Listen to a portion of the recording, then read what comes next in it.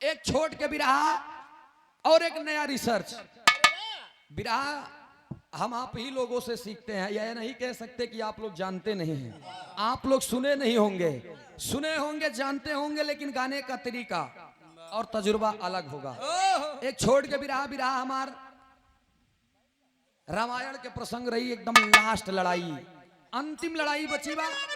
कहा गया था ना, रावण के घर में दिया ना बाती, उनके 70 पूत 72 नाती रहन, सभी समाप्त हो गए थे। लंका नगर की लास्ट लड़ाई बची थी। और लास्ट लड़ाई में कौन वीर रहे, कैसन वीर रहे, आवा मार सर देख तो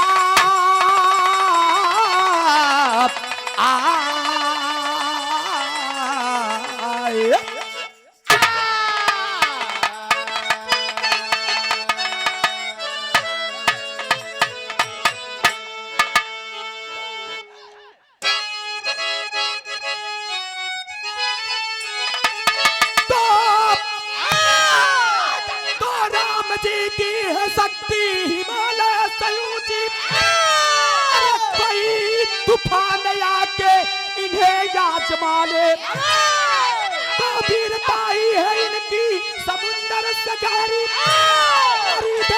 चुनौती तो उनको डुबाने। सर कटेगा मगर सर झुकेगा नहीं, लहू तेल बनकर करेंगे उजाले। अरे लिख दे कभी भोज राज हंसते हंसते, अरे बदलते दुश्मनों अब टिकोगे न साले।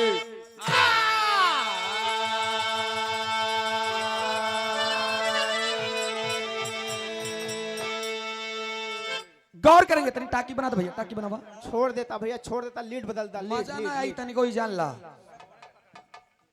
टाकी बनावा के छोड़ दो, लीड बदलता, लीड लीड। गौर करेंगे,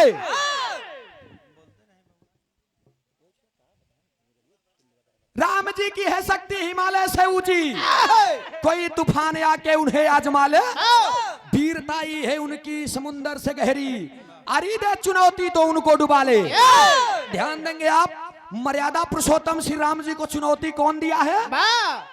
त्रिलोक विजय दशकंधर रावण के एगो लड़का, जो लड़का के नाम मकरंद बतावल गई। अब बिरहा हमार आनंद रामायण से मिली, ध्यान दिया आप सब। आनंद रामायण की प्रस्तुति बा। मकरंद वीर आज लिख करके पाती खेल रहा है बचपन में अपने मित्रों, अपने दोस्तों के साथ। आज 2-3 लड़का के जब 3 थबरा जमाए दे, तो उन्होंने तीनों गोलियां के नबे चुप मैया कहने, हाँ गुस्सान बा। उन्होंने तीनों कहने बे, हम जाना थे कितना बड़ा बहादुर है, अगर इतना ही बड़ा बहादुर होत्या तो तोरे बाप के वंशज के जौन समाप्त करन राम हरे जाए के उनसे हमका लोग के मार के का पौबिया। अरे बाप रे बाप, यही बात था मकरंद के दिल में लग गई। और जब मकरंद के दिल में लग गए, जा करके अपने माता मंदोदरी से जिद फान लिए। लबल लबल लब सिंह नहीं चाट जे ओका बिरहा नहीं कहा थी, चिल्ला पड़वा की नहीं वो बिरहा नया, उतना ही नरिया उतना ही फरिया। यहाँ माताएं बहनें भी बैठी हैं, बुजुर्ग भी बैठे हुए हैं, नवयुवक साथी बैठा है। तो ई जानता है कि बिरहा काया, तो समझ में आवे चाहिए बिरहा। ध्यान रख, कव्वाली के टुकड़ा बा कैसे मार साहब।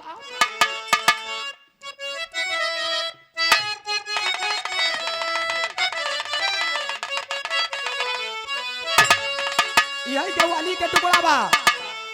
अरे दिखा दे मदीना कैसी बस्ती है, और जहां दिन रात मौला तेरी रहमत बरसती है। एक हैदर अली जुगनू साहब गायन, इनके बाद में के गाय हफीफ चंचल उस्ताद एक और जवाब गायन कि अगर मर्जी हुई मालिक तो मदीना हम भी देखेंगे और रसूल अल्लाह के घर का करीना हम भी देखेंगे। लेकिन जमाना जब सूरज यदुवंशी आलन चली आए, उगई बाबू राम आधार के बाद हैदर अली जुगनू हरन के गाई। जब सूरज हरन के आए अब हम लोग गाई थी, का गाई थी?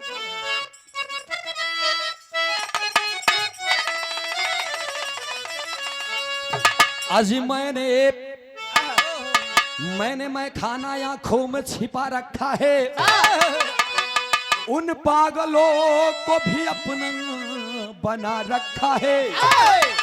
अरे क्यों ना जाऊं मैं अपने हीद सुल्तान के दर पे, हम जैसे नाचीज को भी अपना बना रखा है। तैयबा वाले साजना, कमली वाले साजना, तेरा मदीना दूर है। अरे अली से अर्ज की एक शख्स ने कहा, मेरा भी दिल मगरूर है। कहे क्या कहे?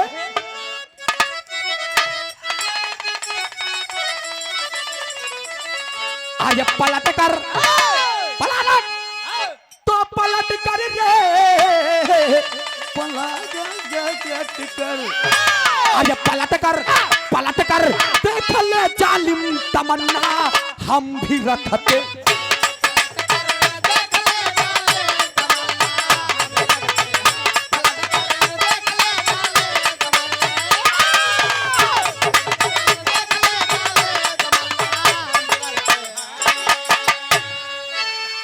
पलट कर देख ले जालिम,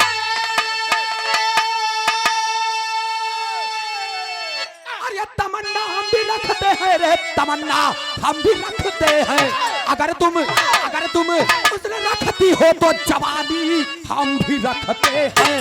अगर तुम उसे रखती हो तो जवानी हम भी रखते हैं।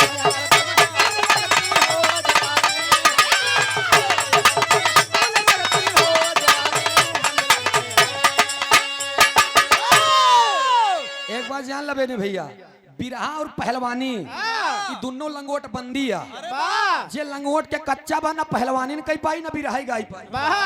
लंगोटिया देखी। हमारे देश के नौजवान हैं दोस्त, हमार नहीं अपने एक महतारी की लड़कियां नहीं, पूरे भारत माँ की लाल हैं। आप एक जोरदार ताली बजा करके आप सब सम्मान करेंगे। बहुत बहुत नमन बा प्रणाम। लेकिन मकरंद के ये बात दिल में लग गई, आयन अपने माई मंदोदरी लगे और कहने माई जीवन में हम तुझसे कुछ नहीं मांगे, आज हम तुझसे एक सवाल करते हैं। ध्यान दे, बिरहा के मतलब या गवैयन के चाहिए कि ऊ चीज लई आई परोसे जेका पब्लिक सुने, कहा यार जई बार फलनवा आवा था नहीं लेके आवा था। अब मकरंद रोवई लागे, जब रोवई लागे तो ध्यान दे दोस्त, माई के जियरा गाई के पुतवा के जियरा कसाई के, बाबू की जियरा साढ़े के। अरे यार ये भैया मंदोदरी मतारी से रोई कि आज मकरंद बहादुर कहा बका के यही भी रस के लाइन में कहा।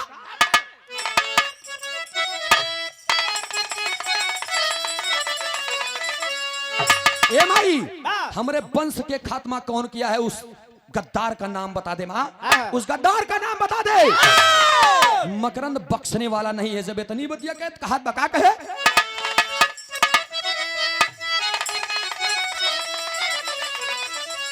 अरे मिटा दूं जुर्म को साले तेरी औकात देखूंगा, मिटा दूं जुर्म को साले तेरी औकात देखूंगा।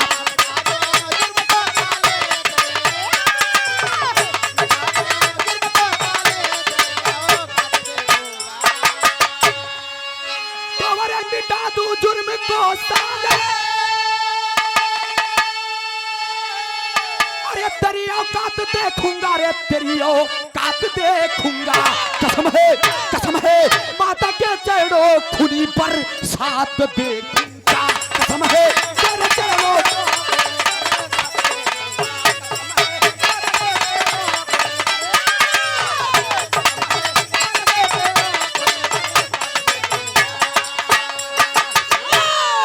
बाबा जी श्री किशन लाल जी सीमेंट सरिया के दुकान बा भैरव बाबा चौराहे पे ना हो 21 रुपया पुरस्कार वीर रस के लाइन पे खुश हो के गौर करेंगे।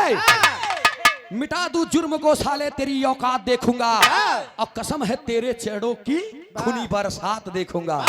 अब जब इतना बतिए सुनन माई मंदोदरी करेजा नान कोई अरे बाप रे बाप बेटवा पूरा लंका में तोसी बड़ा बड़ा बहादुर रहे जे जे गवा प्रभु राम से लड़ाई बरे क्यों लौटे नहीं तू इन बचा है एक चिराग लास्ट हमरे परिवार हमरे वंश के अब तू चला जाबे तो बतावा हम केकरे सहारे रहा।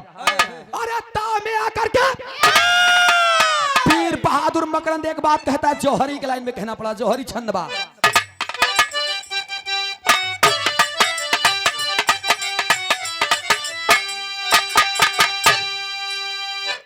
बेनी भैया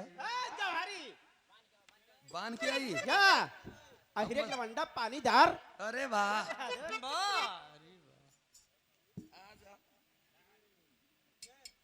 देखा ये हिराने को होत बा एकरे बाद में भैया हमरे बतायन कि भेड़ियाइन वाला भी रहा वही जही हम सबके देखा चीरत है। आवा मारसा तनी जौहरी दा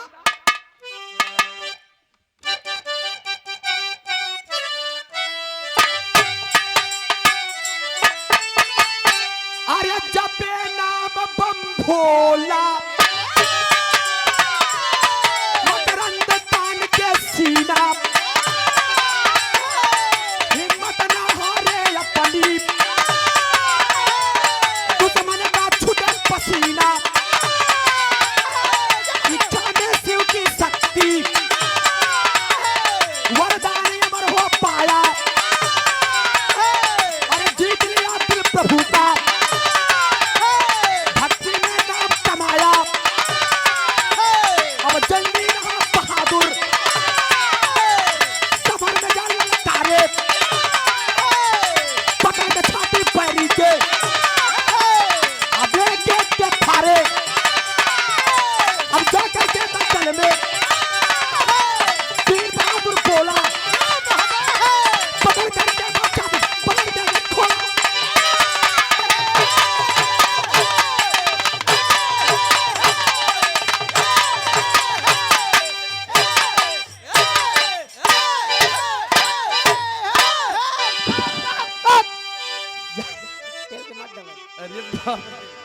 ये होई गरमाए के हमका चाहिए थही कर सही जंगर चोरई ना चली ये तो वीर रसा ये भैया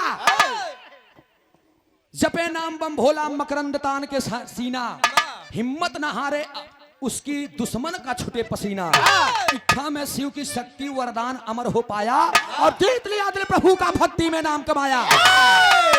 मकरंद जब ये बात के सुने जा करके भगवान श्री शिव शंकर जी के चरणों में गिर पड़ा और कहता है प्रभु ऐसा आशीर्वाद दीजिए कि मैं जब तक आपका नाम जपता रहूं तब तक दुनिया में कोई माई कलाल मुझे मार न सके। और ये विराह जगत की बड़ी अच्छी गायिका काजल कोकिला आपके कौशाम्बी की धरती से 51 रुपया का पुरस्कार। माता रानी हर मोड़ पे तरक्की दे जहां रहा खुश रहा आबाद रहा। अब जाए कि अच्छा चाबी अच्छा ताला मिला बा। हाँ कवि जी जब कन्हैया लाल कवि जी हमारे लग गए पीछे ना तो ये जान ला उनका मुकाम मिलबे करी। अच्छा वाह बहुत नमन है प्रणाम है भैया। मकरंद पा करके आशीर्वाद और चल देता है पाती लिखता है राम जी के नाम से दशरथ पुत्र राम। हम नहीं थे हम नादान थे तुम आ करके हमारे लंकेश पिता के पूरे थाती को घबरा करके चले गए हो। आज मकरंद अकेले तुम पूरे जितने भी अयोध्यावासी हो जितने भी तुम्हारे साथी है सभी दुश्मनों के लिए ललकार के मैं एक बात कहता हूं कि अगर है बाजू में दम आओ आओ लड़ो हमसे और चुनौती स्वीकार करो हमारा। पाती में लिखकर भेजलन का ही एक लाइन तर्ज लगी मार सा बाबा।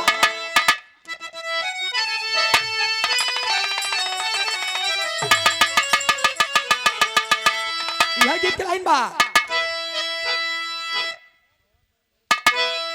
अरे हम गवा नवा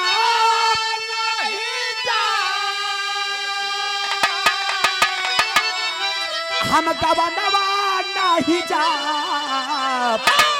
हम गवनवा नहीं जा, पीछे पड़ला आहिरा बेईमानवा, हम गवनवा नहीं जा।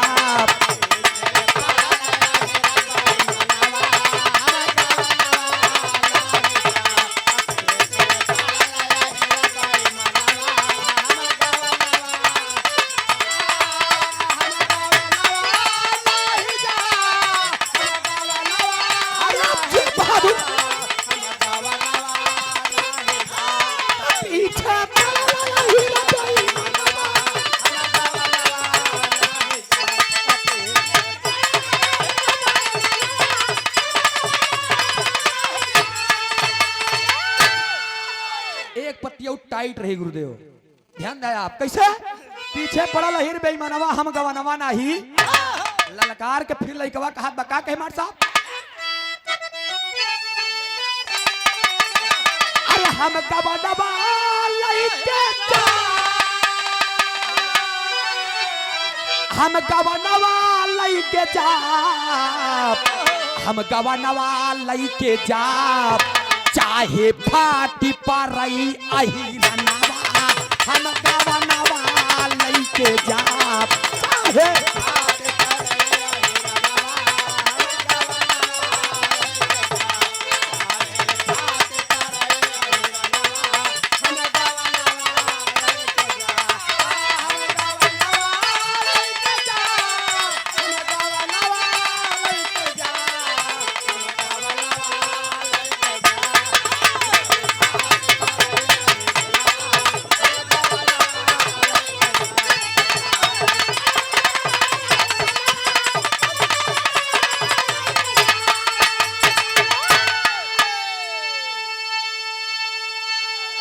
दून के जगह छूटा बा नहीं भर देव जान ले, ध्यान दे आप सब, ई तो दरज के टोन रहे दोस्त, इधर कहना पड़ा कैसे?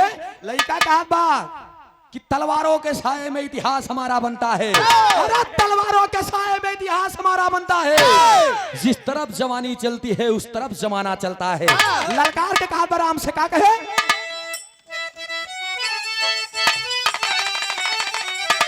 अरे हम परनवा मर पैना, हम परनवा मर पैना, हम परनवा मर पैना, कट पैराम के हो गरा, हम परनवा मर पैना, कट पैराम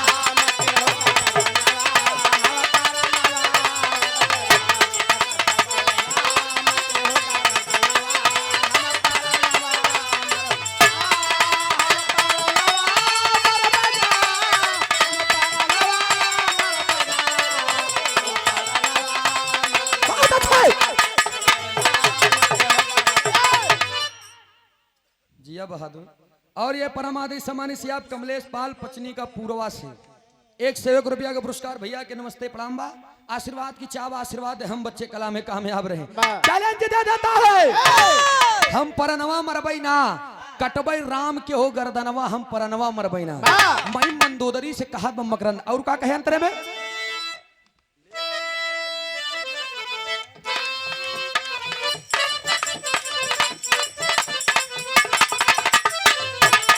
ले भैया आई सुना निकारी मारी के नाड़ा में पबारब हो,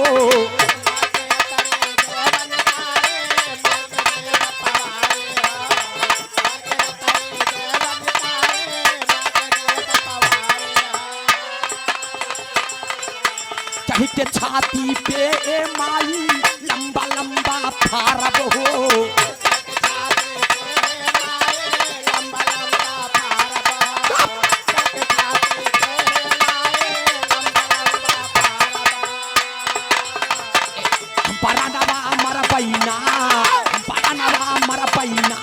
नदिया बाही फूल के मैं, नदिया बाही फूल के मैं, हम परनवा मर पैना, नदिया बाही फूल के मैं।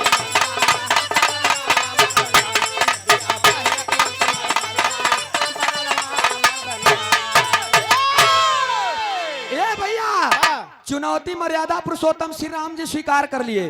कहने ए वाह लंकवा में आप कौन लड़का जन्मल रे वाह जवान आप हमके पाती भेज ले बा वाह और ललकारत बड़ा तेज बा वाह ये कहा बा हम परनवा मरबे ना। मर्यादा पुरुषोत्तम श्री राम जी वाह चुनौती को स्वीकार कर लिए। और जब चुनौती के स्वीकार कर लिए डेट तारीख सब कुछ एकदम फिक्स हो गया बा। बियाबान जंगल में जौने जगह झगड़ा होए के बा लड़ाई होए के बा समरभूमि में आदरणीय आप समाज श्री राजकरण पाल निवारी के धरती से 101 रुपया का पुरस्कार चेड़ों में पहले की बहुत बहुत नमस्ते व प्रणाम व आशीर्वाद हम बच्चे कला में कामयाब रहे जहाँ रहे खुश रहे आबाद रहे। ये भैया इतनी समय सारा टाइम फिक्स हो गया है। मर्यादा पुरुषोत्तम श्री राम जी रथ को सजा करके वाह अपने अनुज भाई लक्ष्मण और मां जनक नंदनी के साथ में बियाबान जंगल में चल दिए। समरभूमि में वाह लड़ाई के क्षेत्र में आज दोनों नौजवान आमने सामने हो जाते हैं। और जब आमने सामने हो गए तब होत का बाइक तरज खिलाई लगे मार साहब।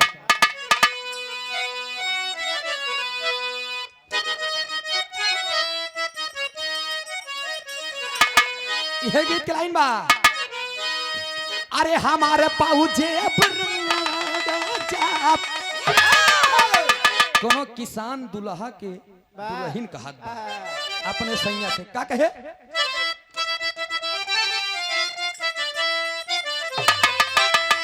अरे हमारे पाऊजे पर राजा हीरा जलादा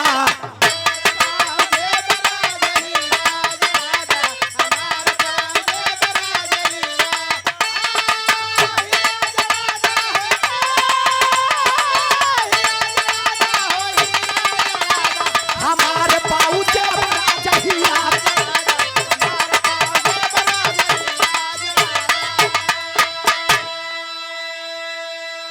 और ये सामान्य से आप गीता पाल आपके तरफ से ये 51 रुपया का पुरस्कार चढ़वंदन व नमन भाई एक शोर से सभी सकल पंच के नमन बा। लेकिन ये पंचो यही के भाव में कहना पड़ा कैसे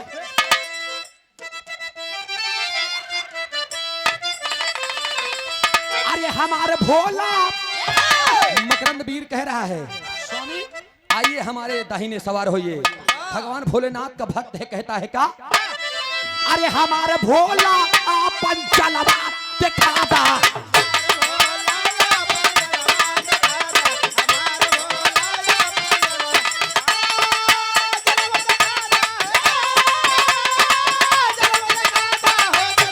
हमारे भोला आपन जलवा दिखा दा।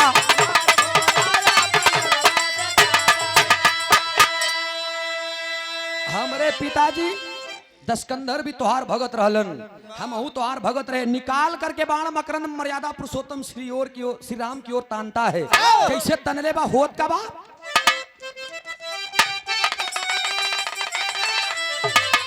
ओम नमः शिवाय के करैला के जाप हो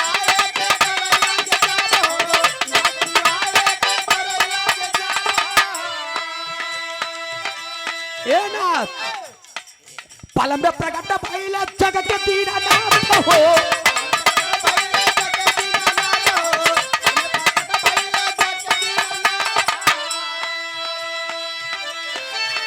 अरे मंजिल पे हमरे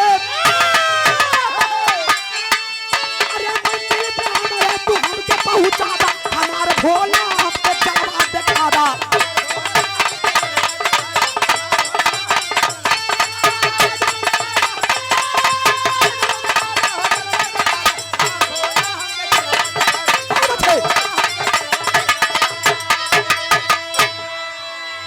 मंजिल पे हमरे तू हमके पहुंचा दा हमार भोला अपन जलवा दिखा दा।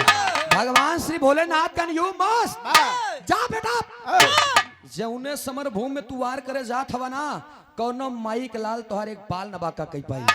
आप ओम नमः शिवाय के जाप करके बहादुर मकरंद निकाल करके बाण मार दिया। और जब बाण मरले बम मर्यादा पुरुषोत्तम श्री राम जी हंस के उस बाण को देख रहे हो निकाल के बाण और जैसे मरलन तीर तिरिया छोड़लन इनकर तिरिया पीछे आकर के ऊ बाण इनके बाएं भुजा में धस गई। बाएं भुजा में जब धसल निकाल करके बाण और मर्यादा पुरुषोत्तम श्री राम जी सोचने लगे कि वाह हमरे आगे के लड़का ऐसन मार कैलस कि हमरे तन से खून निकलल। आज तक लंका नगर में कोनो ऐसन वीर बहादुर न रहे जेकर बाण जेकर तीर हमरे तन में छू जाए, लेकिन आज ऐसा कैसे हुआ? ये कोई साधारण बालक नहीं है। जब इतना बतिया सुनन तो ये भैया हो कहना पड़ा का टेरी की लाइन में कहना पड़ा।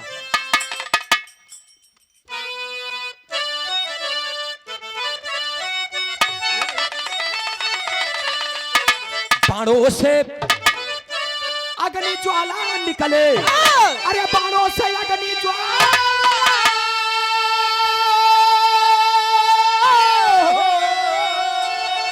वो बाणों से अग्नि ज्वाला निकले, असली वीर से पड़ गया रामचंद्र के पाला।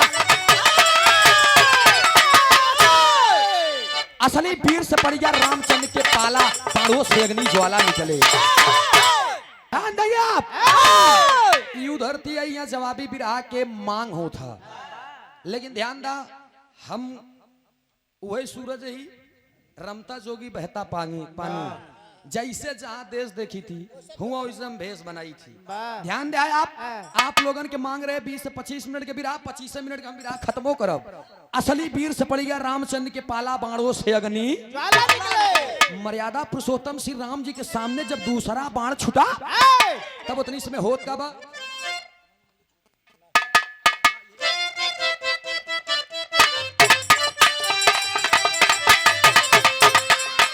मिर्जापुरी चौलरिया हा बारी उमर कमरा लचकनिया, बारी उमर कमरा लचकनिया, गोरिया ही जाइनी हुरी के पनिया, गोरी के झूलाई झूलनिया ना।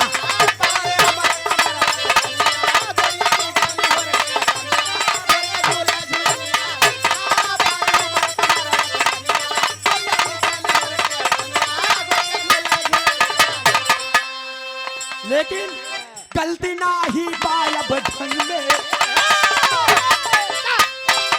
गलती ना ही पायब ढंग में, देखे रौनक रहे मकरंद में, भारी माचल तूफान बाना।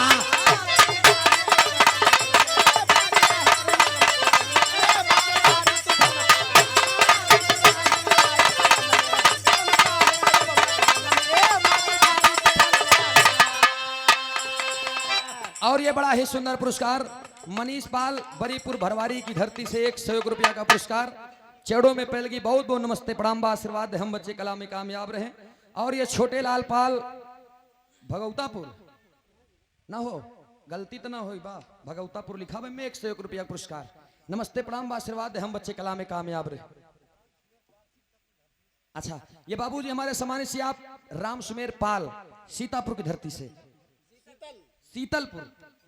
शीतलपुर की धरती से, क्या बात है, एक बहु समाया का पुरस्कार। चढ़ों में पहले की बहुत बहुत नमस्ते प्रणाम आशीर्वाद, हम बच्चे कला में कामयाब रहे।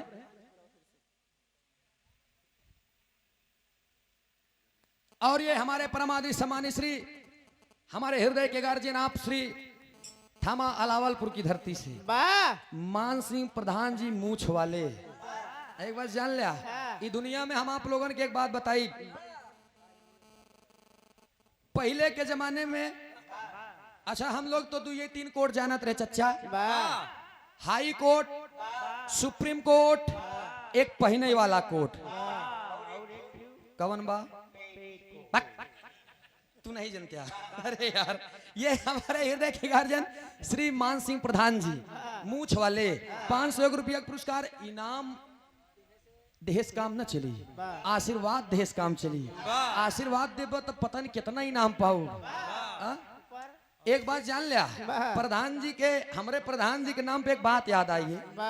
एक बात जान लिया, बहुत प्रधान दिखाने लेकिन मोछ उ तरीके से नहीं भा, जौने तरीके से चला थी। अच्छा सम्मानित से आप टिकेश्वर यादव, देखा ई समय ना जोड़े हमरे गाना में जान लिया, ई फालतू ही याद। और सम्मानित से आप सूर्य प्रकाश पांडे 201 रुपया का पुरस्कार। चढ़ों में पहले की बहुत बहुत नमस्ते प्रणाम बा। ए भैया मोछा 4 प्रकार के होते हैं, एक उच्च मुछ, दूसरा निच मुच, वाह तीसरा गुच्छ मुछ, वाह चौथा छुच्छ मुछ। वाह हाँ ये हमारा पार्टियों में 3 जने यहाँ है। सब ही आए भाई से हमारे सिवाय छोड़ के। वाह हम तनी ठीक ठाक मर्यादा बचाए ही।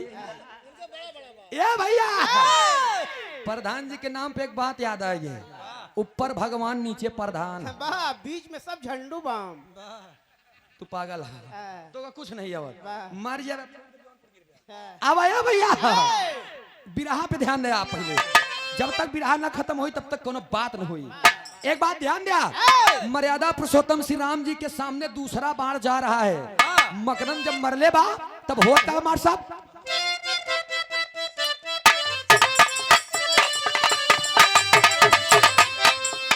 क्रोधित भइले राम के मनवा, क्रोधित भइले राम के मनवा, ज्वाला बरसई लागे तनवा, भारी माचल तूफानवा ना।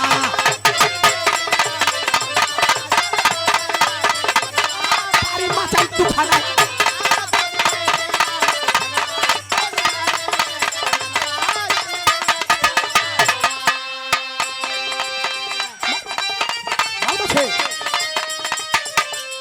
लाल मेरे सामने आया,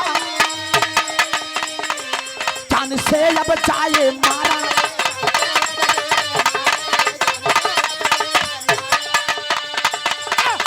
बाप तेरा बेगन सहारा, घर में कैसे अब तारा।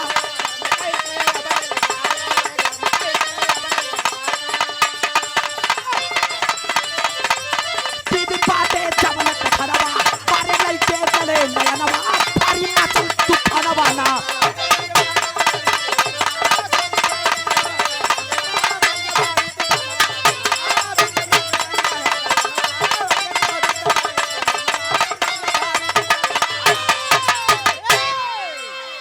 दूसरा बाण भी गया और दूसरे हाथ को भी बेद दिया। और जब दूसरे हाथ के बेद दें तो भगवान श्री शिव शंकर जय बाण मारे, तीसरा बाण भी छूट गया। और तीसरा बाण उनके शरीर के जब बेदे तब मर्यादा पुरुषोत्तम श्री राम जी सोचे लागे कि ओ माय गॉड, हमको लगता है इसमें कुछ ना कुछ, पूरी दाल में कुछ ना कुछ काला बहा। और अपने अंतरात्मा को छोड़ दिए और इधर अंतरात्मा को छोड़ दिए। अंतरात्मा उनका गया कहाँ? भगवान श्री शिव शंकर जी के चरणों में, और चरणों में जाकर कहने लगा प्रभु मकरंद आपका शिष्य है, आपका भक्त है। जय बारी बाण मारत बो ओम नमः शिवाय के नाम लेके ही जान ला हमार हालत खराब हो जात बा। एक काम करा, कहने का कहने से छुटकारा कैसे दिया। भगवान श्री भोलेनाथ कहने एक बात जान लिया, डाल का छूटा बंदर, मुख से निकली बोली, हाथ से छूटा पत्थर, बंदूक की निकली गोली, कब हम वापस नहीं हो। मैंने आशीर्वाद दे दिया, आप वो का क्यों मार ना पाई। चेड़ों को पकड़ के मर्यादा पुरुषोत्तम श्री राम जी कह रहे हैं स्वामी अगर क्यों न मार पाई तो क्या आप समझते हैं आपकी लालिमा बची रहेगी? अरे हम लोगों के साथ में तमाम देवी देवताओं की भी लालिमा चली जाएगी। नाथ कृपा करिए हम पर। भगवान श्री भोलेनाथ कहने एक बात जान ले राम जी, विष्णु जी रहन तो भैया कहते रहन, भैया एक बात जान लिया तब तक वो नहीं मारा जाएगा जब तक वो मुझे भूल नहीं जाएगा। और हमका भूले के कारण चाहिए। कहन प्रभु आप ही जुआड़ बतावा। कहने काम कीजिए, कहने कहा कहने दुनिया में मकरंद अपने माँ मंदोदरी को बहुत प्यार करता है, चले जाइए माँ जनक नंदनी को सिया दुलारी को बुला करके और उनको मंदोदरी का भेष बना करके उसी बियाबान में उसी रणभूमि में भेज दीजिए और झूठा शब्दवेदी बाण मार दीजिए। जब सीता मैया गिर जाए मानी मंदोदरी की उनके माई मंदोदरी के रूप लेके जब वो गिर जाई है तब वो अपने माँ को पकड़ करके रोने लगेगा, मुझे भूल जाएगा। और जब मुझे भूल जाएगा तब आप बाण उसको मार दीजिएगा। अरे बाप रे बाप, जब मर्यादा पुरुषोत्तम श्री राम जी बतिया सुनेन वहां से चलन होत का बमार साहब कहना पड़ा।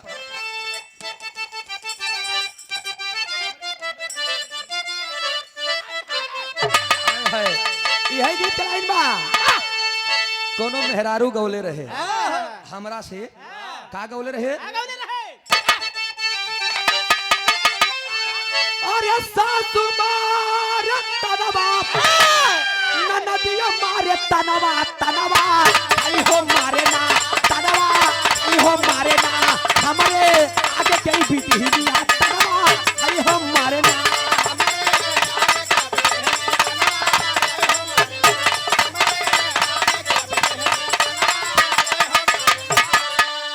मतलब तू एका नहीं कह रही वो काहे सासू मारे तनवा न नदियों मारे तनवा तनवा हई हो मारे ना हमारे भैयन के सरवा तनवा तो हम ओकर जवाब दिले रहे का जवाब दे रहे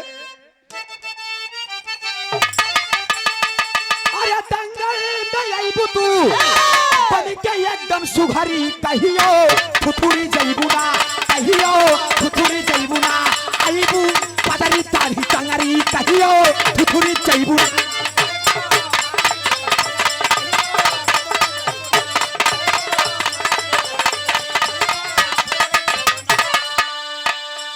हमार रिसर्च रहे जंगल में अबू तू बन के एकदम सुघरी कहियो थुथुरी जइबू ना अबू जइया हमारे पजरी चढ़ी टंगरी कहियो थुथुरी जइबू ना ए भैया आशीर्वाद दे हम बच्चे कला में कामयाब रहे जहाँ रहे खुश रहे आबाद रहे इतनी समय काजल कोकिला काजल जैसे नाम वैसे काजल है हुआ है काजल कोकिला को गवा रहे हैं बहुत बहुत नमन प्रणाम आप सब इधर का कार्यक्रम काजल को भी दीजिए अपने घर की बच्ची है सम्मान दीजिए और अच्छे से गवाइए आप सब ए भैया समय बहुत कम बा मर्यादा पुरुषोत्तम श्री राम जी वहां से वापस आते हैं और जब वहां से वापस अला ना तो निकार के बाढ़ और निकाल के बाद तुरंते इधर माता सीता जी को भेज देते हैं कि जाओ आप जाओ तभी जाओ मंदोदरी के भेष बनाए के जब वही समर भूमि में जाए लगिन मकरंद देखे कि अरे लड़ाई देखे हमार माई आई बा ये कैसे जब मतारी के अपने देखा तो भगवान श्री शिव शंकर जी का ध्यान उसके मन से उसके चित्त से उतर जाता है और जब चित्त से उतर जाता तो झूठे शब्द वेदी प्याण मर्यादा पुरुषोत्तम श्री राम जी जनक नंदनी को मार दिए और जनक नंदनी हुन गिर गई और जब गिर गई तो बाण को छोड़ करके मकरंद दौड़ करके अपने माई मंदोदरी के पास आया और जब हथवा में ले ना ये भैया होत का पहपट की लाइन में कहना पड़ा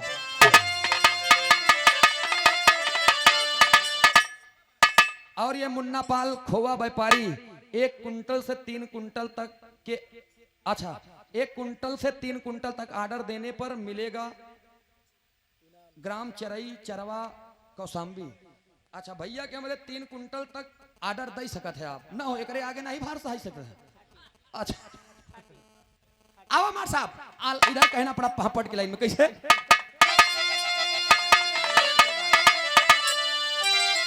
अरे पाके मौका राम जी मारे बनवा रनवा पीछे में अरे पाके मौका राम जी मारे बनवा रनवा पीछे में अब फाटी के बाद तब मकर के परनवा रनवा पीछे में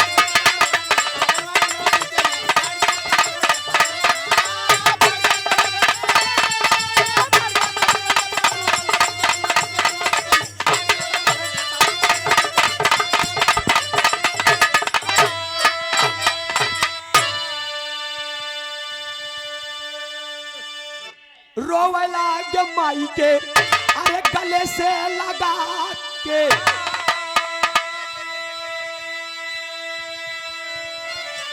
खाया मकरंद धोखा शिव को चित से हटा के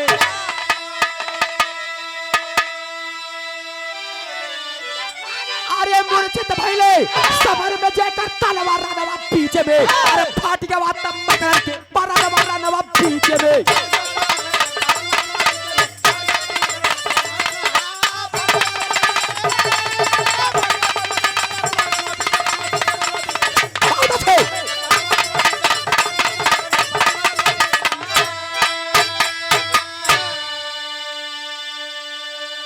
ए भैया पा के मौका मर्यादा पुरुषोत्तम श्री राम जी खींच करके बाण मार दिए और वो बाण सीधा खोपड़ी में जाकर के लगी किसके मकरंद की।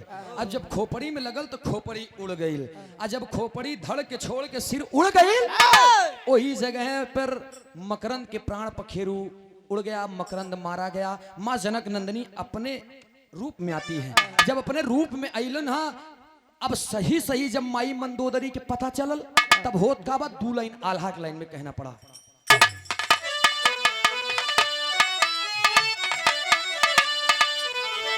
रोत बा माई मंदोदरी। छाती से लगा के रोवे, छाती से लगा के रोवे, सुनीला मतरिया पंचो, तू ही एकलौता रहला कुल के चिरा।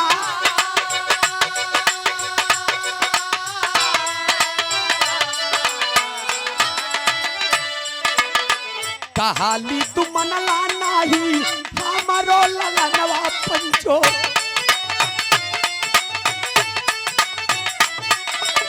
जाने कैसा लिखल बाटे तू ना हमरो भा।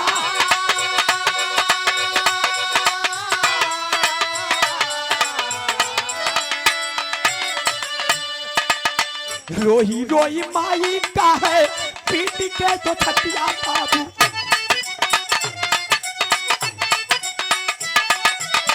पहले उधर सुना पंचो हमारो सुहा।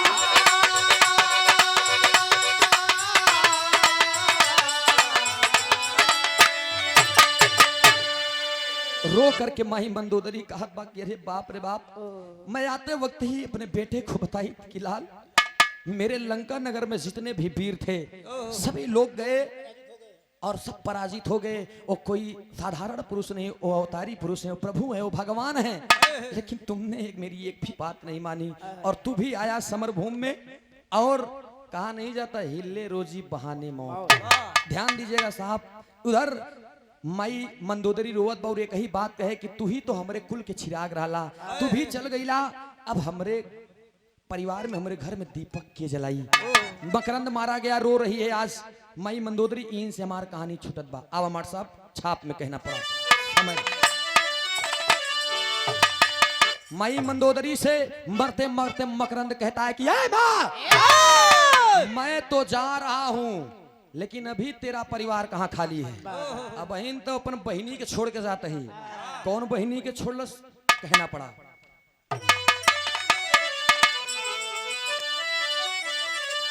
स्वामी गीतानंद संत भय अरे भुल्लुर तजे कोतारी,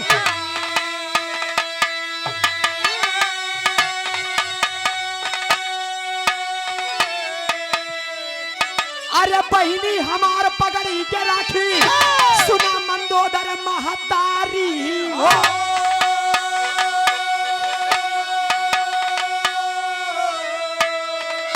बाड़ों से अग्नि ज्वाला निकले, बुल्लू उस्ताद दबा के गए।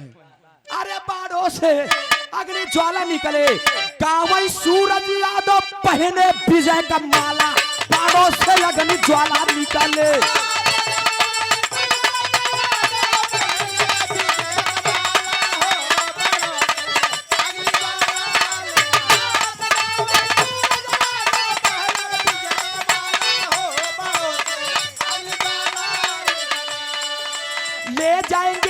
ले जाएंगे दिलवाली दुल्हनिया, ले जाएंगे, ले जाएंगे, ले जाएंगे दिल।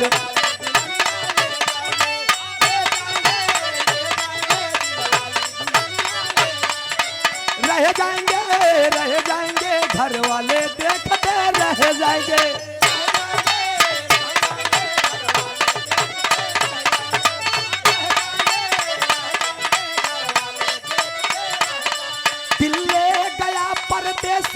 कोई रोकना था, दिल ले गया परदेसी कोई रोकना था।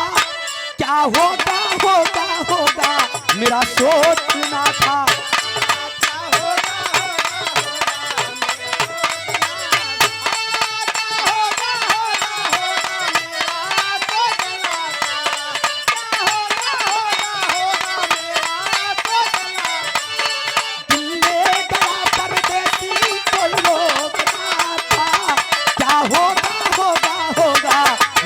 सोचना था। बहुत बहुत धन्यवाद, बहुत बहुत शुक्रिया। अब आप सब ब्राज जगत की बड़ी सुंदर गायिका प्रीतिपाल जी से नंबर लीजिए, एक बाद में फिर बहुत बहुत शुक्रिया।